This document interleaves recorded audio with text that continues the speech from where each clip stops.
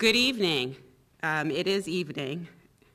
Thank you all so much for being here. I'm Mylan Dennerstein, counsel to Governor Cuomo, and it is my honor to be here with our many partners in this process to discuss an agreement that's been reached that will improve taxi accessibility to all New Yorkers and all those who come to New York and are disabled, and just improve taxi accessibility to all the residents of New York City. So it's a tremendous honor to be here and be a participant in this process.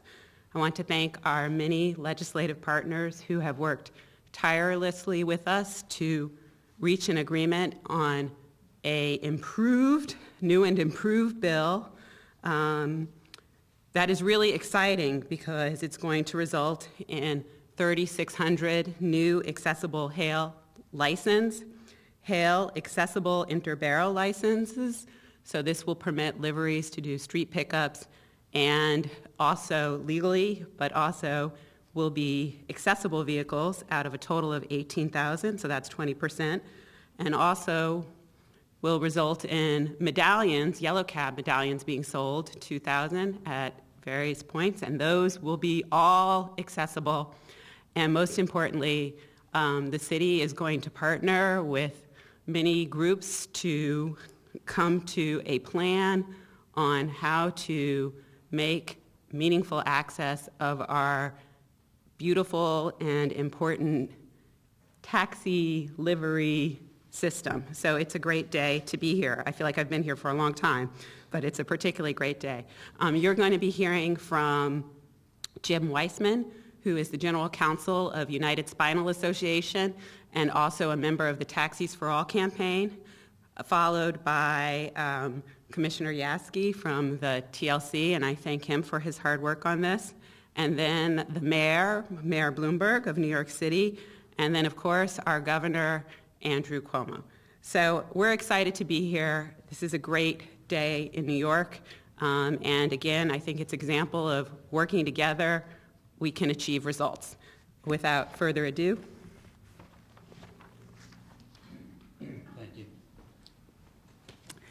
Thank you. The governor has always championed the rights of people with disabilities, and today he's the catalyst in an extraordinary achievement that's good for business, good for tourism, good for government, and good for people with disabilities, and is just the right thing to do. New York City is a world-class city, and we'll now have a world-class taxi system. We'll be the first to have an accessible taxi system, just like we were the first to have a fully accessible bus system. Tens of thousands of seniors and veterans and other New Yorkers with disabilities applaud the Senate and the Assembly and the Governor for their historic accomplishment, and we look forward to working with the city to develop a workable plan to make all this happen. Thank you.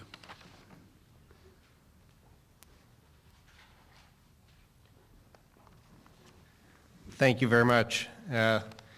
Last January in Mayor Bloomberg's State of the City address, he put forward a plan to address a 40-year-old severe gap in our transit system, the lack of decent taxi service in 4/5 of New York City. The plan that is being announced today will bring first-rate, safe, legal taxi service to all 5 boroughs of New York City, a major improvement in our transit system. At the same time, thanks to the leadership of Governor Cuomo, we will put the city on a path to addressing the long-standing injustice that has been the inaccessibility of the taxi and livery industries to people with disabilities, and specifically to wheelchair users. We will also be improving yellow taxi service. By putting more yellow taxis on the street, we will reduce wait times for passengers. This plan protects the jewel of New York City, the yellow taxi system that is a jewel of New York City, by ensuring that the areas in which yellow taxis earn their revenue are protected for the yellow taxis, and it will at the same time provide $1 billion in revenue to New York City to ensure that the city can provide the services that it needs to provide without looking to the taxpayers. I want to, the mayor is on the phone. I don't know the mechanics here. Before the mayor, it's the mayor's place to thank Governor Cuomo for his leadership. I just want to express my gratitude in addition to this, to Mylan Dennerstein of the governor's staff for extraordinary hard work, and to the staff as well of the Senate and the Assembly, Diane Berman and Jim Yates, for their hours and hours of hard and diligent and creative work on this project. I turn it over to the mayor. David, thank you. Mylan, thank you. Let me first start out by saying I want to thank the governor for signing this bill that will benefit millions of New York City residents and people that come to visit our city. I think no one thought we'd ever get this done, but I kept saying, and the governor kept saying, this was going to happen. We never gave up. We never stopped working and making the case. The Assembly and the Senate and the governor's office and the city administration all working together. So I just wanted to thank everyone that helped get us across the finish line. As David said, this process really began last January when we announced that our administration would seek to achieve a goal that really has eluded the city for 3 decades, bringing legal taxi service to the 7 million New Yorkers who live outside Manhattan's central business district. And today, together with the city and the state, we have achieved that landmark goal. And it's a huge victory for all New Yorkers who have ever sought to hail a cab outside of Manhattan and in northern Manhattan. The new law will make getting around town easier, safer, and less costly for millions of New Yorkers. It will make an enormous improvement in getting a service for people with disabilities that need to have the ability to get around. This mass transit is the basic of any big city, and this will make it much more available to everybody. And I think, in all fairness, it is a testament to Matt Saplin, former late commissioner of the Mayor's Office for People with Disabilities. This is part of his life's work, and I got to believe that Matt is looking down right now with a big smile on his face. It will also help bring thousands of hardworking livery drivers, many of them immigrants, out of the shadows and into the legal economy. This will benefit both drivers but also taxpayers and subway riders, because the new taxis, like all current taxis, will generate revenue that is dedicated to the MTA. The new law and the agreement reached today will also generate a much-needed $1 billion in revenue for the city through the sale of 2,000 new yellow medallions, all of which, as David or as Mylan said, will be wheelchair accessible. In fact, today's agreement, by increasing the number of medallions sold by 500, will provide even more revenue for the city than the original bill that was passed in June. So let me once again thank Governor Cuomo for his support. From day one, the governor and I kept saying it is going to get done. We each have our own constituencies to make sure their concerns are taken care of. We've done that. I also wanted to thank Majority Leader Skelos and Speaker Silver for their strong leadership, and I want to thank their counsels, Mylan Dennerstein, Diane Berman, and Jim Yates, for their enormous amount of hard work and for their close collaboration with our team at City Hall. And also a special thanks to the chair of the Assembly Cities Committee, Carl Hasty, as well as Assemblyman Kareem Kamara and Guillermo Linares. Thanks to their leadership in taking on this challenge in partnership with the city's Taxi and Limousine Commission Chair, David Yaski, Deputy Mayor Howard Wolfson, and our Director of State Legislative Affairs, Michael Asher. I think it's fair to say the long quest for 5-borough taxi service will soon be a reality, and it will positively impact our city's quality of life for decades to come. So both the governor and I are going to have big smiles on our faces tonight. This is something that, as I said, is 3 decades in the making, but tonight it is getting done. So thank you. Governor, all to you, and once again, I'm heading off to light the world's tallest menorah, but thank you for signing the bill. Great. Well, thank you very much, Mayor. Thank you for all those kind comments and for all the good work. You heard we're at the point in the program where everything has been said, just not everyone has said it. Let me thank Jim Weissman and Julia Pinover, who did an extraordinary job in making the case and laying out the facts for the accessibility program that we've incorporated today.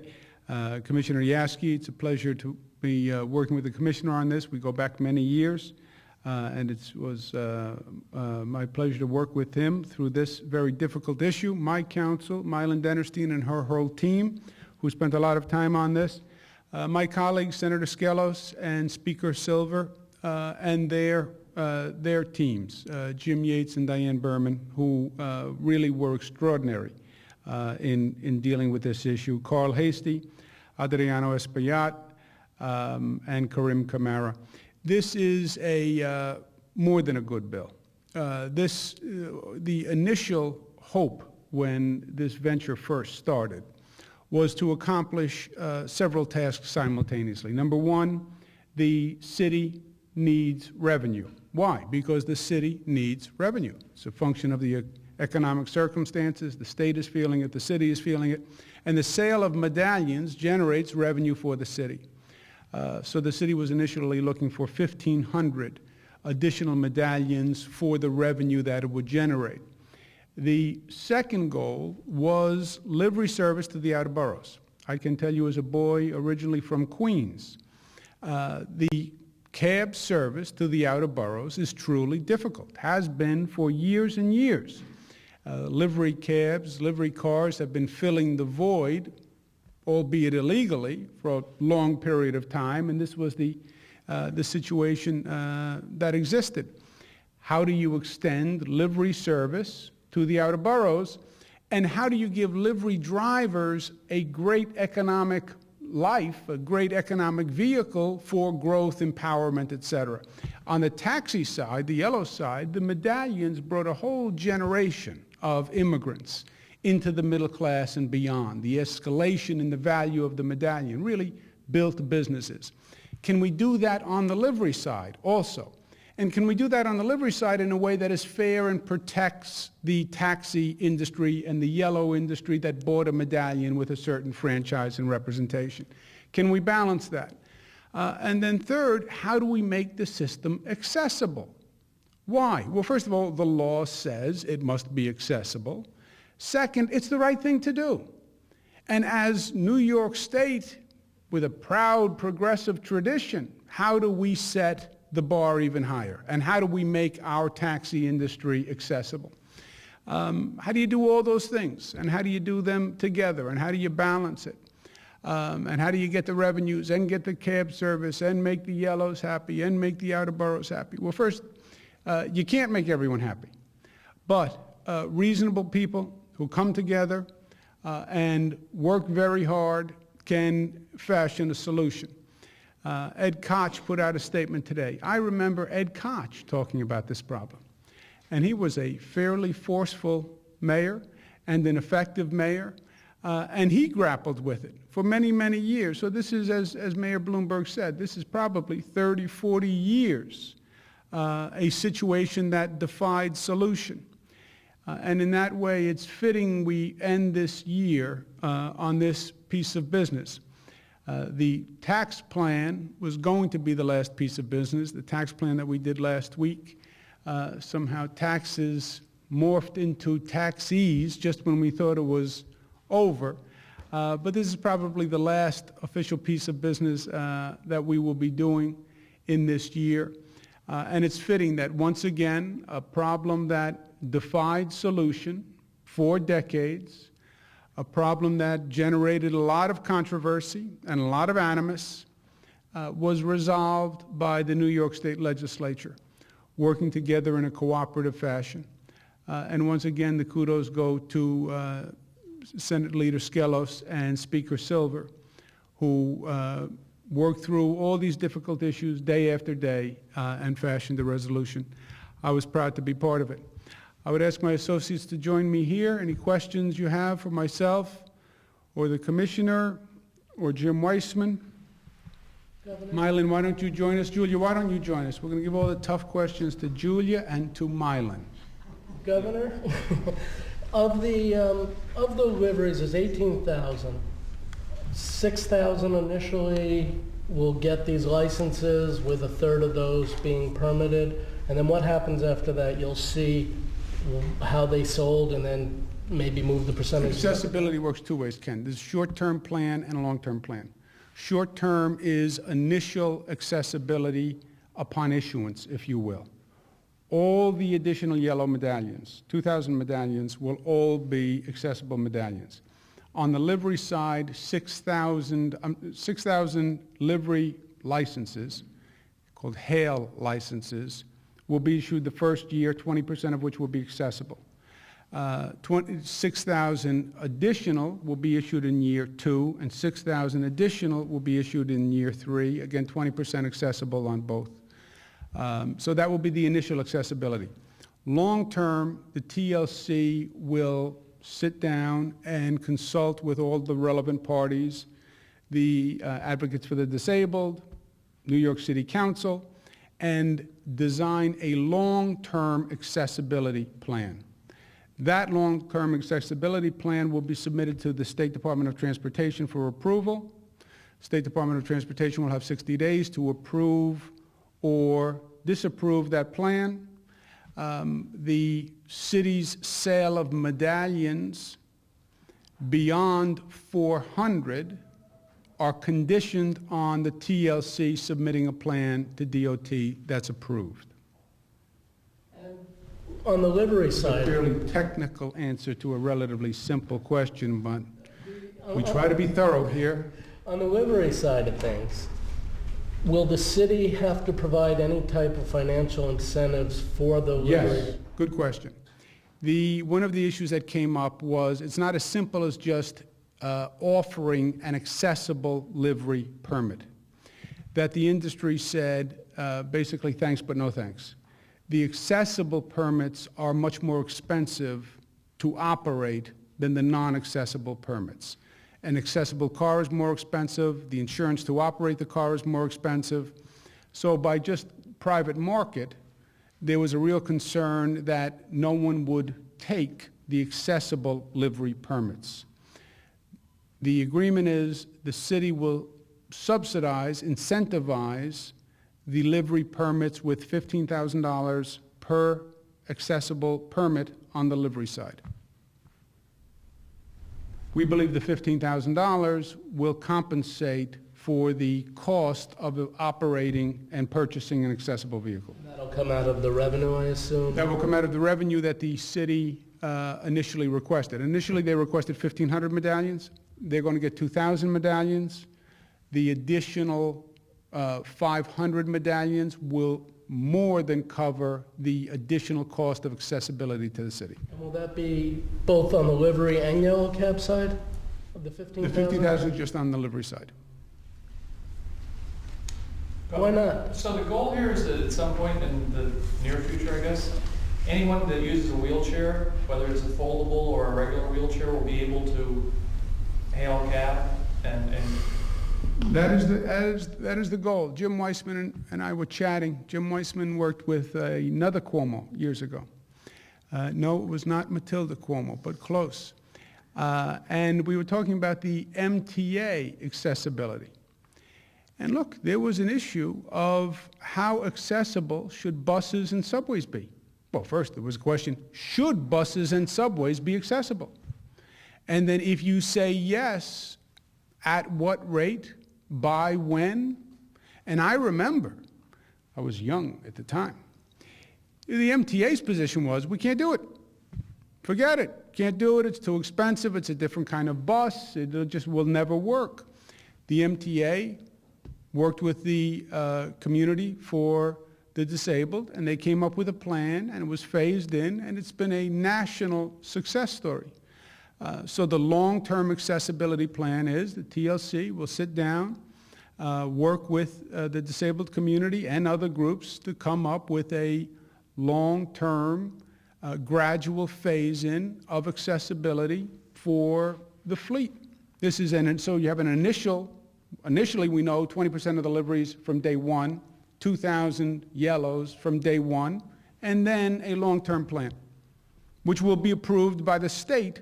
So the state legislature feels confident that they're doing their obligation also. David, when do you expect the first livery street hails to take place? And also, The mayor has been very strong in his belief that the disabled won't be or can't hail.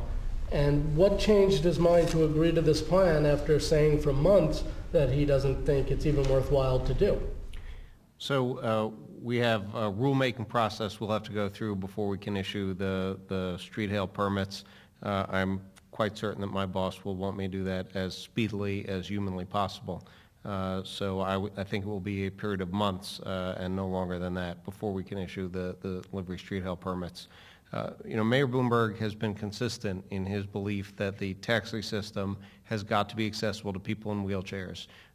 There have been good faith disagreements about how to accomplish that goal, and certainly here with the leadership of the governor and the state legislature, we have recommitted ourselves with firmness to achieving the goal of accessibility of the taxi system. And we are going to work on that with our partners in good faith and get it done. We have to, otherwise the full bill cannot go into effect. You say the mayor has always been committed to this, yet his taxi for tomorrow doesn't have that requirement, and there's a lawsuit going on. The mayor himself has said multiple times that he doesn't think it's worthwhile to do this because he doesn't think it's going to be used. The taxi of tomorrow is, like the taxi on the street today, can be converted to wheelchair accessibility, unlike the other main competitor in that process, which is one of the reasons it was chosen. And again, there are practical issues to be figured out. How do we get these cars on the road? How to make them durable enough to withstand the rigor of New York City streets? How to get them produced fast enough to put into service and have parts that can keep them on the road 24/7? That has always been the issue, is how do you overcome those practical obstacles? But as the governor said, the bureaucrats like me like to look at the obstacles and say, gee, I'm worried about it, but the vision is we have to figure out a way to overcome those obstacles. I never said you were a bureaucrat. No. I said you were a fine, upstanding commissioner, creative, visionary. I look forward to reading the long-term disability plan. Or something like that, I said. Anything else? Governor, how much of an impact did Senator Harkin have on shaping this bill and shaping the debate after the bill was passed? Look, Nick, I said all along that I would not sign a bill that didn't adequately address the needs of the disabled, period. Senator Harkin's letter made that point. Senator Harkin is a national voice for the ADA and spokesperson, and really one of the national champions. But as Jim Weissman mentioned, I worked with the disabled community when I was Secretary of the Department of Housing and Urban Development. We set a lot of new programs in terms of accessibility. When I was the Attorney General, we did a lot of cases. So this is an issue I was fully familiar with, and I was not going to sign a bill that didn't adequately address it. Number two, this bill was done in a truly peculiar fashion. This bill was passed very quickly at the end of session. It was really a placeholder bill. And then everyone was going to get together and work out the details. That was the plan. When everybody got together to work out the details, it was more complicated than people first thought, and that's when we started to run into issues. So as a governor, I've taken a much more of an active hand in crafting the legislation than normal. Normally the legislation comes, I sign or I don't sign. Here we were crafting an agreement as we went along. And my position was, if I'm going to be that involved in crafting the legislation as well as signing it, it's very important to me that the bill is something I'm proud of and that all New Yorkers can be proud of. And I don't believe New Yorkers want a taxi system that is not accessible, period.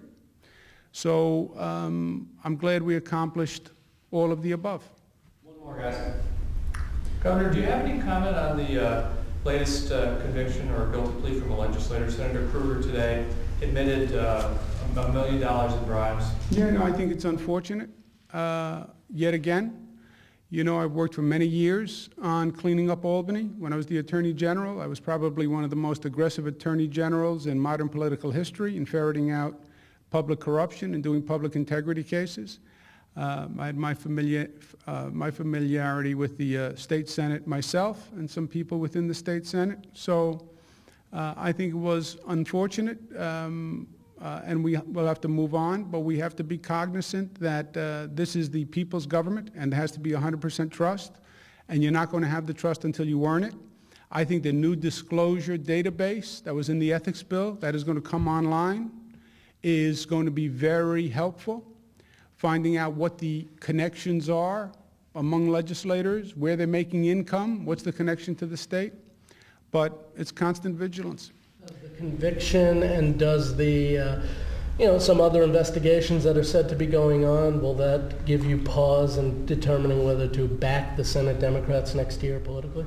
Oh, that's next year, and that's political. Let's talk about that next year, and we'll assess the politics. Let me say again, congratulations to the commissioner and to Jim and Julia and my team, Mylan, and Jim and Diana here. It's really a great, great piece of work to end what was a spectacular year in any case. But now we ended the year, and we can take a cab home at the end of the night. Happy Hanukkah, happy holidays to all of you. Thank you.